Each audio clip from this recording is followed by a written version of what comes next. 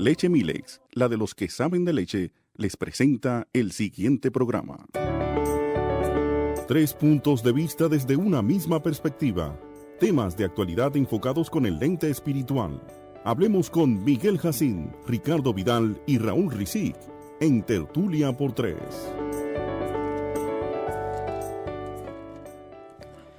Buenos días, amados hermanos y amigos. Estamos en su programa Tertulia por 3, hoy en compañía de Ricardo Vidal y Luis Sena. Hermanos, buenos días. Saludos. Muy buenos días. Bien, nosotros la semana pasada estuvimos tratando el tema de las esferas sociales y hablamos de manera específica del gobierno civil, y nosotros hoy queremos continuar hablando acerca de estos temas, pero estableciendo el principio cristiano del autogobierno, la manera de uno mismo gobernarse. Y nosotros tenemos aquí una frase escrita por un pastor puritano llamado Hugo Grotius, no sé si así que se pronuncia, titulada, dice, manifestación del principio del autogobierno. Y dice así: no sabe cómo gobernar un reino el que no puede dirigir una provincia, ni puede manejar una provincia el que no puede ordenar una ciudad, ni ordena una ciudad el que no sabe cómo regular una villa, ni una villa el que no puede guiar una familia, ni puede ese hombre gobernar bien una familia si no sabe cómo gobernarse a sí mismo. Tampoco puede alguno gobernarse a sí mismo a menos que su razón sea el Señor.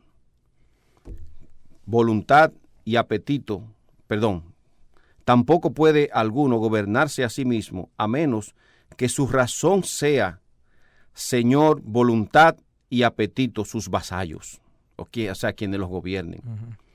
Ni puede la razón regir a menos que ella misma sea regida por Dios y sea enteramente obediente a Él. Pensó el hombre. Impresionante. Dice también William Penn, haciendo otra cita al respecto, que los pueblos no son gobernados por Dios, que los pueblos que no son gobernados por Dios serán regidos por tiranos. Y eso es una verdad verdadera.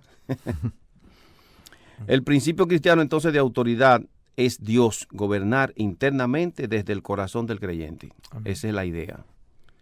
Para que el hombre tenga verdadera libertad, debe ser gobernado voluntariamente e internamente por el Espíritu y la palabra de Dios antes que por fuerzas externas.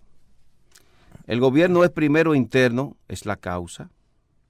Luego se extiende hacia afuera, es el efecto. Esto lo escribió la señora Elizabeth L. Humans. Gracias por la interpretación del apellido. Sí. Eso es un reflejo de lo que dice el libro de Proverbios. Me imagino que lo citarán por ahí, que sí.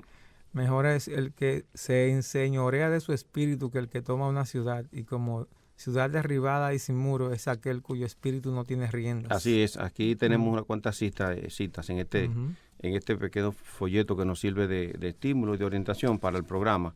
Ahora, la esencia de lo que nosotros queremos hablar y desarrollar en estos temas es que la manera de cómo gobernarse a sí mismo. Esa es la esencia de todo. De cómo gobernarse a sí mismo. Fundamentada y basada en el gobierno interno que ejerce Dios y su palabra en el corazón del hombre y manifestado externamente en su obediencia a esos principios. Entonces, hay algunas bases bíblicas para esto. Como tú acabas de citar, Ricardo. Dice, por ejemplo, en 1 Timoteo 3:5, pues el que no puede gobernar su propia casa, amén, ¿cómo cuidará de la iglesia de Dios? Hablando de los requisitos para un pastor. Exactamente. Pero que esto se puede aplicar a la esfera personal, porque esto es dirigido a una persona, a un hombre que aspira a gobernar la casa de Dios. Y dice, si él no sabe gobernar su propia casa, entonces más adelante veremos entonces qué es lo que significa, por lo tanto, gobernar, porque la palabra clave aquí es gobernar. También dice en Proverbios 16:32, mejor es el que tarde en airarse que el fuerte, y el que se enseñorea de su espíritu que el que toma una ciudad. Proverbios 16:32. O el Proverbio 25:28 que dice, como ciudad derribada y sin muro es el hombre cuyo espíritu no tiene rienda, no puede controlar su espíritu. Usted puede ser lo más aparentemente inteligente que sea, etcétera, pero si usted no tiene dominio propio, dice el Señor, que es como una ciudad derribada y sin muro. Derribada, destruida y sin muro. Acuérdense que en aquellos tiempos los muros eran la protección de la ciudad para evitar las invasiones de los enemigos. Entonces, todos los enemigos te van a invadir si tú no tienes dominio propio. Es completamente vulnerable a cualquier ataque cuando no tiene muros. Correcto. Primero Corintios 6:12 también dice que todas las cosas me son lícitas, mas no todas convienen. Todas las cosas me son lícitas, mas yo no me dejaré dominar de ninguna. Nada, ni siquiera las cosas lícitas deben dominar al hombre, sino solamente Dios, por medio de su palabra. Y finalmente el Proverbio 6:6-8, proverbio clásico, habla de ese pequeño insectito llamado hormiga. Ve a la hormiga, o sea, ve significa obsérvala, ¿no? Ve a la hormiga, oh perezoso, mira sus caminos y sé sabio, la cual no teniendo capitán, ni gobernador, ni señor, prepara su comida y recoge en el tiempo de la siega. Prepara en el verano su comida, faltó. Faltó esa frase. Prepara en el verano su comida. Ok. Y recoge en el tiempo de la siega su mantenimiento. Proverbios 6:6-8. Sí, entonces creo que debemos poner en contexto, ¿verdad?, el tema del principio del autogobierno. Si el pecado no hubiera entrado en la creación, existiera un solo gobierno, el de Dios, Amén, sobre todas las criaturas. Debido a que entró el pecado, entonces hay necesidad, o hubo necesidad, de un remedio mecánico sobre la sociedad, que es el gobierno civil. Exacto, tal como decíamos la semana pasada. Y los esquemas de autoridad en la familia, en la iglesia y en todas las instituciones del Estado. Ahora bien, como las instituciones y las autoridades son ocupadas por personas caídas y con corrupciones, ¿cuáles son los mecanismos de seguridad que Dios dejó para evitar el enseñoreamiento de un humano sobre otro? La libertad de conciencia. Pero esa libertad de conciencia implica una responsabilidad, el autogobierno.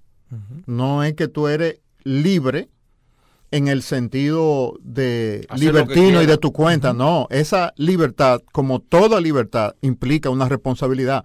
¿Cuál es la responsabilidad?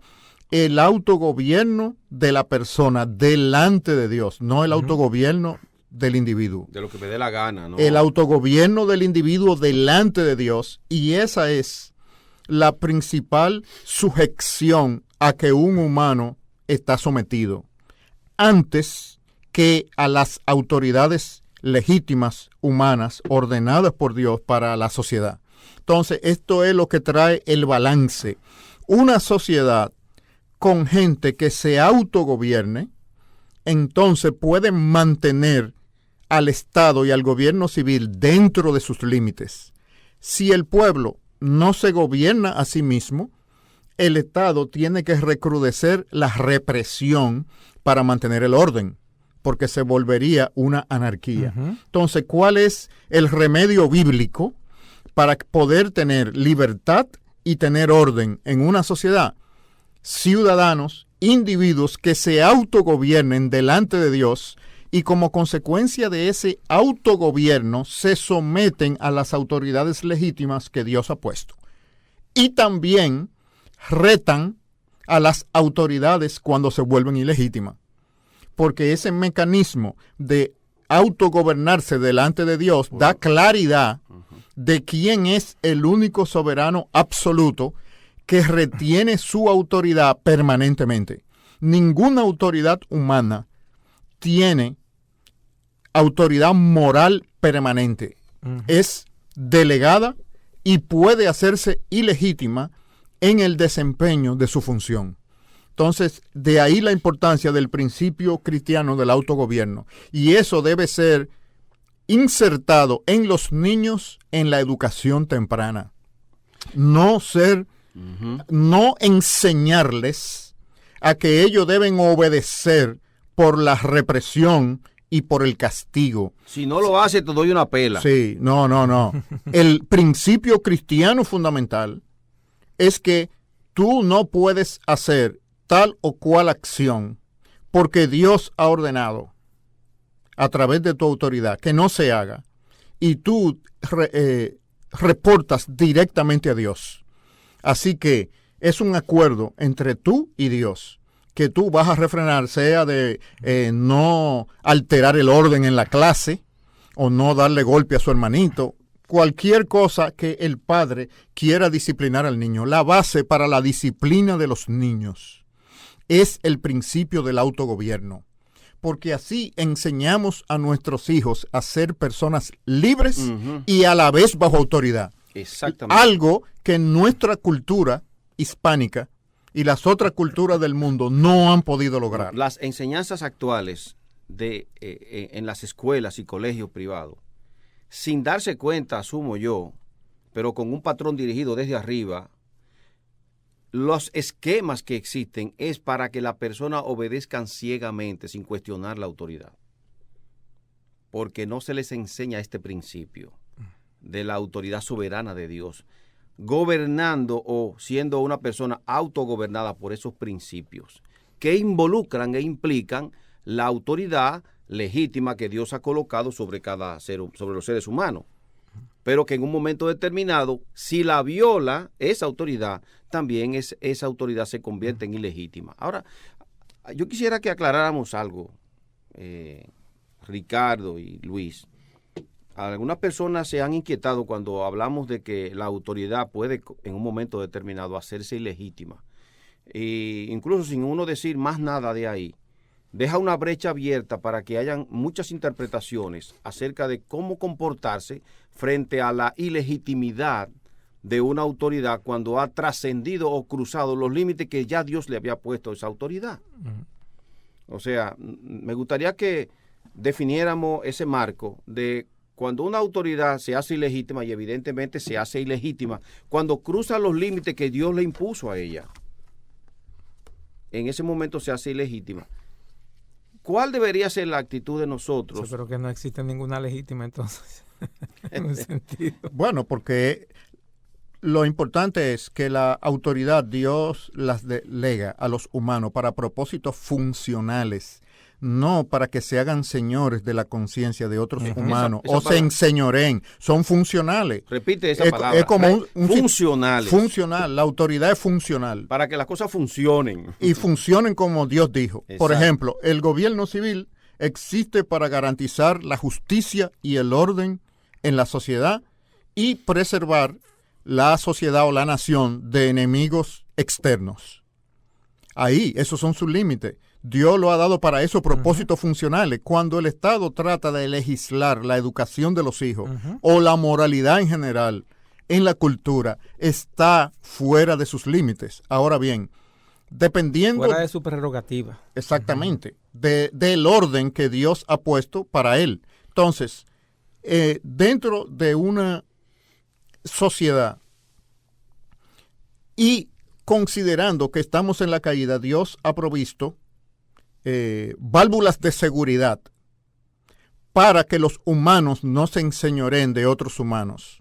Y ese sentido de libertad interna que Él ha puesto en todo humano, cuando las autoridades ejercen presión más allá de sus límites, es una válvula de seguridad puesta por Él para que el humano entienda que algo no está conforme a Dios lo ha hecho.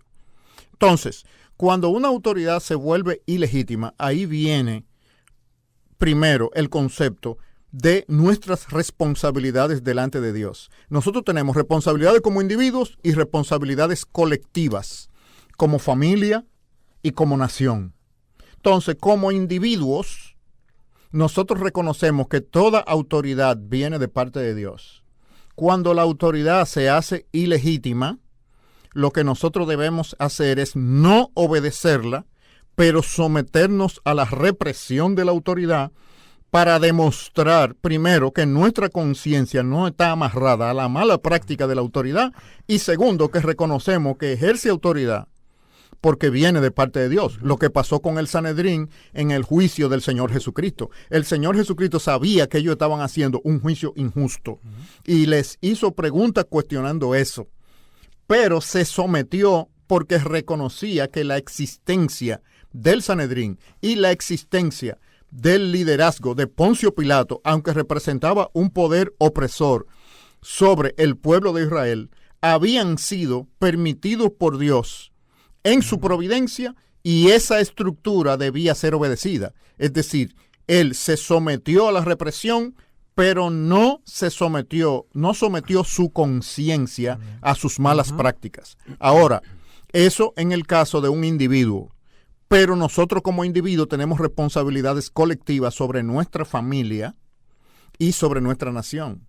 Cuando un Estado o una iglesia o una institución cualquiera o una escuela pone en peligro los propósitos para los que existen nuestra familia, nuestra comunidad y nuestra nación, entonces ya no se trata de intereses individuales, sino que nosotros tenemos responsabilidades colectivas frente a la estructura del orden social. La responsabilidad del orden social no pertenece a las autoridades, pertenece al pueblo, dependiendo del tipo de gobierno. En una democracia representativa, quien tiene la autoridad delegada por Dios para organizar la nación es el pueblo, no las autoridades. El pueblo entonces, mediante las elecciones, elige autoridades que los representen. Entonces, cuando esas autoridades no representan los intereses del pueblo, primero debe comenzarse una tarea de oposición a esas prácticas, y cuando vengan las elecciones remover a esas autoridades porque sus prácticas no están representando los intereses de la nación. Puede ser en un caso de que venga un gobierno opresivo que intente permanecer por la fuerza, es decir, la autoridad que Dios le dio al pueblo, usurparla mediante la fuerza bruta o el poder. Ahí el pueblo tiene una responsabilidad delante de Dios de que haya un orden social según Él quiere, y humanos que se están oponiendo a ese orden. Entonces, en ese caso, la rebelión es un remedio para traer de nuevo el orden dentro de esa sociedad. Pero aún en el caso, por ejemplo, de Pedro y Juan frente al Sanedrín, cuando Pedro y Juan dijeron que iban a continuar predicando el Evangelio por encima de la instrucción del Sanedrín, el Sanedrín era la autoridad civil y religiosa dentro de Israel. Eso quiere decir que era como una especie de Suprema Corte dentro de Israel. Entonces, al decir que iban a obedecer a Dios antes que a los hombres, ellos estaban planteando ahí un principio que cuando chocan las directrices de los humanos con las directrices de Dios, no importa cuál sea su rango o su nivel de autoridad, no deben ser obedecidas. Y eso se conoce como rebeldía civil. Como por ejemplo una persona que sea pacifista y su gobierno le requiere que vaya a la guerra. Como su conciencia es de ser pacifista, rehúsa ir a la guerra, pero debe someterse a ir a la cárcel. O que lo fusilen según las leyes de esa nación. Es decir, por motivo de conciencia, obedecer la conciencia. Someterse a la represión cuando es a nivel individual, por razón de reconocer que ese orden le pertenece a Dios. Pero cuando ese orden que le pertenece a Dios es ya la responsabilidad colectiva que Dios nos ha dado frente a nuestra familia y nuestra nación, sea por un poder extranjero que trate de apropiarse del territorio que Dios nos dio, o autoridades humanas que extralimiten y usurpen ese poder, entonces ya una resistencia que pudiera llegar a ser violenta es legítima para restablecer el orden que Dios ha querido que se establezca. Y precedentes de eso lo tenemos, por ejemplo, en la Revolución Norteamericana de Independencia y en la lucha de los holandeses contra el gobierno de España en los años 1600, que era un poder que ocupaba España y que pretendía instaurar el catolicismo romano en una nación protestante calvinista. La reflexión de qué hacer con un gobierno totalitario y opresivo que pretenda dominar y sojuzgar la conciencia del pueblo tiene precedentes históricos en las naciones protestantes muy claras. Una cosa es la responsabilidad individual y otra cosa son nuestras responsabilidades colectivas delante de Dios. Yo creo que además, y quiero tocar este punto aquí, porque aquí hay hay mucha oscuridad en lo que voy a hablar. Una autoridad, desde mi perspectiva, puede ser ilegítima aun cuando sus leyes sean legítimas. Lo voy a aclarar. Nosotros vivimos en una democracia representativa. Tenemos un Congreso, tenemos autoridades que nos representan en general. Y el Congreso es una de esas esferas. Decir que el Congreso puede hacer leyes y nosotros estamos obligados a someternos porque el Congreso hace esas leyes en razón de que nosotros le dimos la representación es falso. Porque ellos, precisamente, nosotros le damos el poder para que nos representen, pero es para que nos representen en base a lo que nosotros entendemos que es legítimo. Cuando el gobierno o el Congreso, aún habiendo sido elegido por nosotros, quiere hacer leyes que están fuera de su esfera de gobierno, de autoridad, de su esfera de autoridad, y que desde la perspectiva de nuestra conciencia incluso son ilegítimas y violatorias al mandato de Dios, nosotros no tenemos que obedecerla.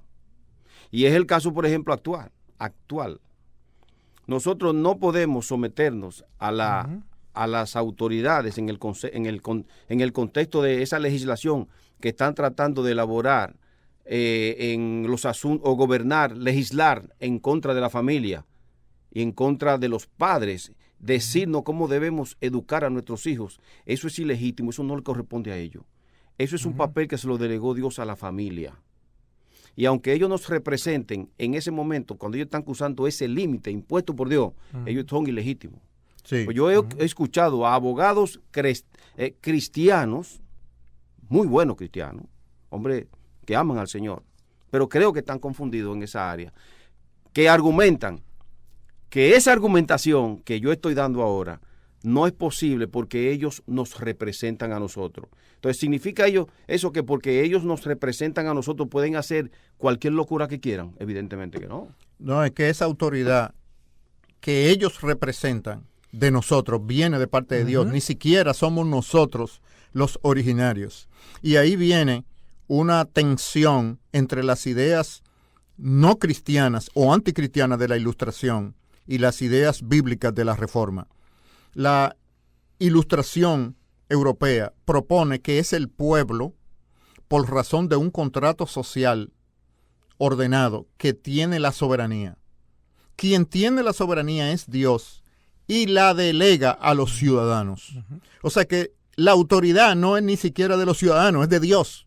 Nosotros vigilamos que los principios de Dios se lleven a cabo en el orden social. O sea que las leyes que los legisladores propongan, nosotros debemos vigilar antes de nuestra conveniencia si cumplen con los propósitos justos de Dios para el orden social. Eso es lo que hay que defender, porque pudiera ser que se legislara de una manera conveniente para los vicios del pueblo, para sacarle ventaja a través de las corrupciones del pueblo, sacar ventaja a los gobernantes. No, el pueblo no es dueño de esa autoridad. Esa autoridad viene de Dios. Él se la da al pueblo para que elija gobernantes que administren una autoridad que es de Dios. Sí. El único que tiene autoridad como propia es Dios, no los humanos, en ninguna esfera, ni siquiera cuando es distribuida entre las personas que conforman una nación o es distribuida entre los miembros de una iglesia para que elijan a sus dirigentes. Claro, porque el pueblo en general, un pueblo específico, puede llegar a un nivel, a un grado tal de descomposición social y depravación, que quieran que sus representantes, el Congreso, hagan leyes que sean abiertamente en contra de lo que Dios ha establecido, y sin embargo el pueblo en ese caso está de acuerdo. Entonces es lo que tú acabas de decir, porque el pueblo le delegue a ellos eso y aún le diga, legisla por favor, a favor de eso, a favor, por ejemplo, escríbelo, sí, que estamos de acuerdo, el matrimonio homosexual, que los padres no tienen derecho a dar una pela ni a corregir sus hijos, que los muchachos tienen derecho al aborto, aunque el pueblo le dé esa prerrogativa al Congreso. Eso es ilegítimo, porque la autoridad realmente que el mismo pueblo tiene es una autoridad delegada por Dios. Como pasó ahora hoy en las noticias en Irlanda, que hicieron, vamos a decir, una especie de votación para ver si el país estaba de acuerdo o no con la boda de los homosexuales. Y la mayoría votó que sí. Bueno, ahí el pueblo, la mayoría, escogió algo que es totalmente contrario a la ley de Dios. Y por eso ya no es legítimo porque el pueblo dijera que sí. Entonces ahí viene la actitud de la conciencia de los cristianos en Irlanda. Los cristianos irlandeses ahora tienen un problema de conciencia porque su obediencia es a Dios, no a las leyes humanas. Entonces los pastores en Irlanda que no quieran casar homosexuales van a tener un problema de conciencia y deberían obedecer su conciencia y someterse entonces a la represión de la ley por no casar homosexuales. ¿Por qué llegó hasta ahí? Porque no hubo suficientes ciudadanos en Irlanda con convicciones cristianas bíblicas para defender el orden de Dios. Pasó lo que pasó en Sodoma. ¿Cuál fue el problema de Sodoma? No hubo suficientes justos para detener el juicio de Dios sobre Sodoma. Podemos hacer un paralelo. La nación de Irlanda está entrando en un curso de destrucción social con esta medida. Y eso es lo que está pasando en nuestras naciones. ¿Por qué se están pasando leyes contrarias a la ética y a la moralidad de Dios? Porque la gente que está yendo a la iglesia están llenando las iglesias, se están gozando en las iglesias, pero no defienden a Jesucristo en el mercado y en la sociedad. No son personas que representan el carácter del fruto del Espíritu. Su soberano no es Jesucristo, son sus intereses, aunque están llenando las iglesias. Las iglesias evangélicas están produciendo un tipo de creyente que no es el creyente que el Sermón del Monte y la enseñanza del fruto del Espíritu nos enseña. Y nosotros no nos hemos dado cuenta que las sociedades europeas, norteamericanas y la nuestra se están deteriorando delante de las iglesias que se han concentrado en convertirse en reinos en sí mismas, pero no producen el tipo de creyente que le hace freno al mal en la sociedad.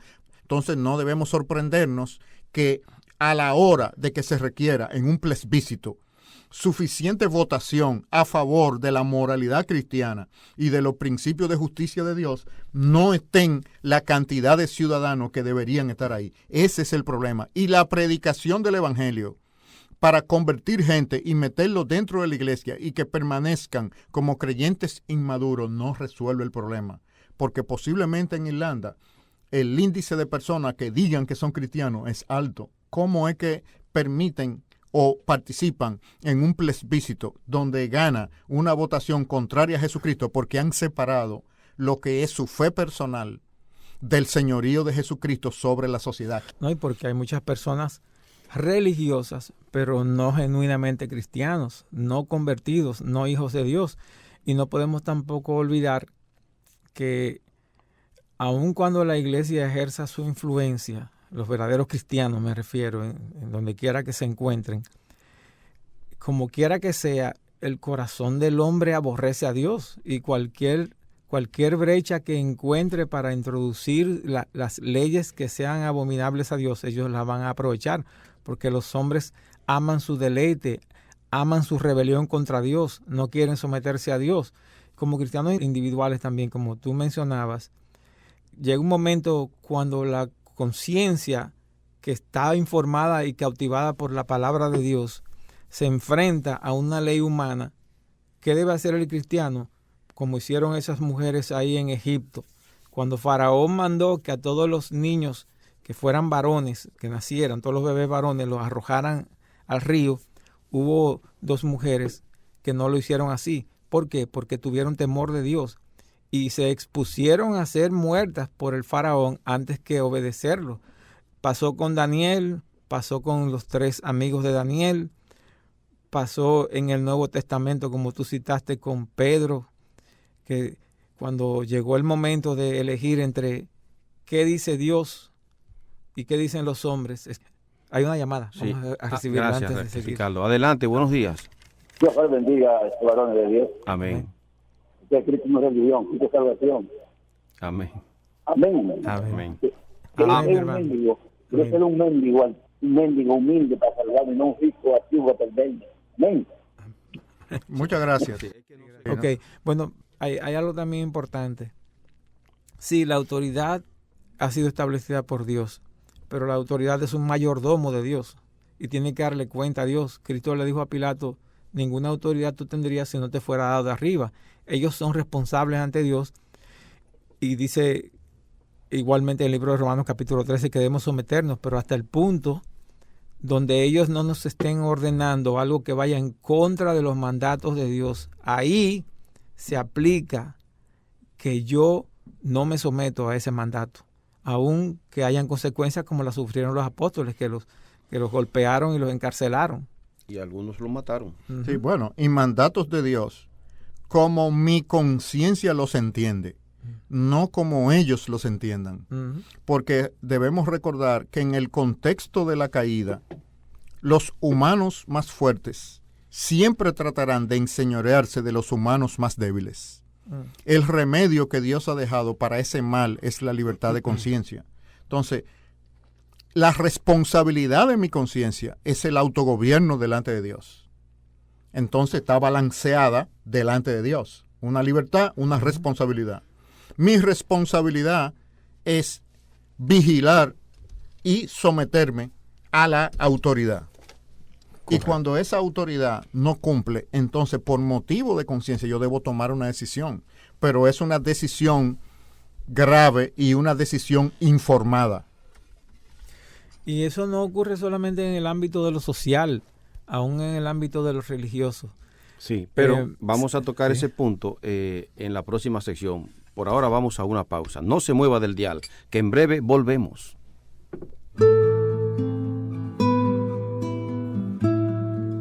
La palabra de Dios nos dice en Efesios capítulo 6, verso 4, Padres, no exasperen a sus hijos, más bien críenlos en la disciplina y amonestación del Señor.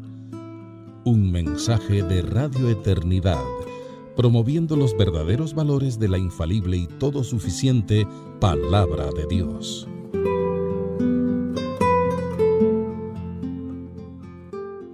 De nuevo en su programa Tertulia por Tres, en nuestra segunda sección.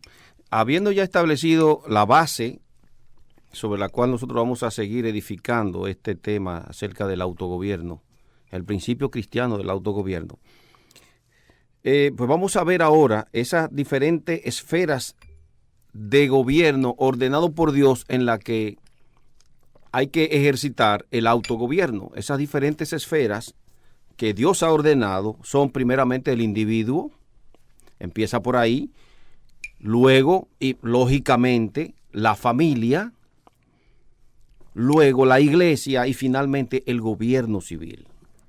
Vamos a hablar de esas esferas de gobierno, el individual, el familiar, la iglesia y el gobierno civil. Eso no va a ser hoy, ¿no? Eso va a ser a lo largo del desarrollo del programa. Pero como estamos hablando de gobierno y de gobernar, vamos entonces, como lógico, a definir lo que significa gobernar. Luis, ¿te gustaría participar dándonos?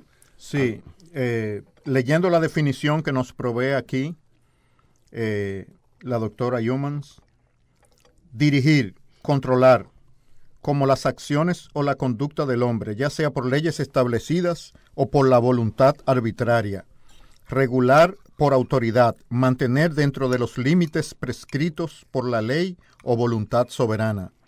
Así, en los estados libres, los hombres son gobernados por la Constitución y las leyes. En los estados despóticos, los hombres son gobernados por edictos o mandatos de un monarca. Cada hombre debe gobernar bien su propia familia. En segundo lugar, gobernar quiere decir restringir, mantener en debida sujeción, como gobernar las pasiones o los estados de ánimo. Él o los estados de ánimo, correctamente. Entonces, cuando hablamos del autogobierno del ciudadano, del individuo, estamos hablando personas que practican el dominio propio delante de Dios. Y eso tiene implicaciones en muchas esferas, sobre todo en la esfera del gobierno civil. ¿Dónde está la legitimidad moral del Estado para coartar la libertad de los ciudadanos? No la tiene. Según el orden de Dios, los ciudadanos deben autogobernarse y el gobierno civil proveer el orden y la justicia, principalmente la justicia. El rol principal de un gobierno es la justicia. Es mecánico. Y el orden. Y eso por razón de la caída. Porque si no, Dios gobernara directamente la sociedad humana mediante una teocracia. Entonces, un Estado, una nación donde los ciudadanos no se autogobiernan, obligan a que para mantener el orden, el Estado tiene que ejercer presión para restringir las pasiones de esos gobernados que no se autogobiernan. ¿Cuál es la solución bíblica para mantener libertad y orden en una sociedad? Ciudadanos que se autogobiernen para poder mantener al gobierno civil dentro de los límites legítimos de su autoridad. Si los ciudadanos, como sucede en la República Dominicana, no nos autogobernamos, no hay autoridad moral en los de abajo para requerir moralidad en los de arriba. Y los de arriba se aprovechan de eso con su tigueraje para sacar ventaja a los de abajo, legitimando sus acciones mediante los votos. Entonces, la solución bíblica para un Estado justo y ordenado son ciudadanos que se autogobiernan delante de Dios y que, mediante el poder que Dios les ha dado de elegir gobernantes, elijan personas que elaboren leyes que reflejen la justicia de Dios y todo el mundo sometido al imperio de la ley. Ese es el orden bíblico. Entonces, donde los ciudadanos practican el tigueraje y donde los gobernantes en todas las esferas practican el tigueraje, no podemos tener otra cosa que una nación. Un tigueraje generalizado. Un tigueraje generalizado que beneficia a los más poderosos. ¿Cuál es la preservación que Dios ha dado para que haya una sociedad donde los más débiles sean protegidos y donde todos ejerzcamos la dignidad que Él nos ha dado? Una sociedad donde los ciudadanos se autogobiernen delante de Él y que los que son creyentes modelen ese autogobierno, lo enseñan a sus vecinos lo copian, y aunque no todos sean creyentes, hay un consenso cultural cristiano que restringe el mal en todas las esferas, sobre todo en la esfera política y la esfera legal, que es la principal esfera de interés de Satanás, porque cuando Satanás domina la esfera legal, legisla en contra de Jesucristo y atrapa. Es un tipo de persecución. Así como llevaban los mártires al Coliseo, es un tipo de persecución legal la que hay hoy contra el cristianismo, y los cristianos y maestros cristianos no se están dando cuenta que están siendo atrapados en un cerco legal y no han reaccionado, sino hasta última hora. Lo que tú decías del consenso, que puede llegar a haber un consenso tal que las leyes de Dios sean respetadas, aún por aquellos que no son cristianos, haciéndolo por consenso. Y un ejemplo bien sencillo que se me ocurre es el siguiente. Cuando tú eres un hombre, un cristiano, de buen testimonio, que la gente sabe que tú eres fiel, no perfecto, pero sí fiel a Dios y a sus principios, a lo que tú crees. Cuando están en un grupo y hay algunos que son un poco perversos de lengua y quieren enseñar algún chiste de esos chistes llamados rojos, ellos se restringen a hacerlo por causa de que tú estás ahí. No, lo que pasa es que fulano está ahí, yo no puedo hacer eso ahora. ¿Por qué? Porque hay un testimonio de vida que les muestra a ellos que hay ocasiones en las que hay que restringir la perversidad. Entonces, por causa de eso, ellos no se desbocan, por causa de tu testimonio. Entonces, es decir, ahí estamos hablando hay un consenso de respetar la ética y no cruzar los límites, no por causa de Cristo, sino por causa de que fulano está ahí. Para eso los cristianos tienen que vivir como lo que Dios les dice, como sal y luz. Y hay algo que viene a mi mente. Dice la palabra que la iglesia de Cristo es columna y baluarte de la verdad. Nosotros estamos acostumbrados a oír que la educación es como la solución, como si fuera el Salvador, como si fuera el Mesías. No es así. Lo que verdaderamente liberta es lo que dijo Cristo: conoceréis la verdad y la verdad os hará libres. Libertará tu conciencia. Tu conciencia estará instruida, informada por la palabra de Dios, que es lo que se necesita para que primero uno se autogobierne uno mismo, que necesitamos, como dice la Biblia, el poder de Dios, que es Dios quien da el dominio propio, aunque eso no excluye de responsabilidad a los que no son cristianos. Deben también tener dominio propio y darán cuenta a Dios por no tenerlo. Pero si la iglesia no cumple con lo que Dios dijo de que seamos columna y baluarte de la verdad, no solamente la enseñemos, sino que la representemos con nuestras vidas, entonces las personas que no conozcan la palabra van a ser seducidos y engañados a ir a favor de aquellas leyes que son en contra de Dios, porque son ignorantes, se le está conduciendo como corderitos. Entonces, uno de los principales deberes nuestros es enseñar la verdad para que puedan decir como Lutero las personas: no, mi conciencia está cautiva de la palabra de Dios. Pero para que la conciencia estuviera cautiva de la palabra de Dios, tenía que haberla conocido primero, y con la ayuda de Dios decidirse por Dios y no por los hombres. Creo que el tiempo se ha acabado. Llegamos al final del programa. Esperamos que haya sido para la edificación de cada uno de ustedes y para la gloria de Dios. Será hasta una próxima entrega. Dios les bendiga. Amén. Este programa fue patrocinado por Leche Milex, la de los que saben de leche.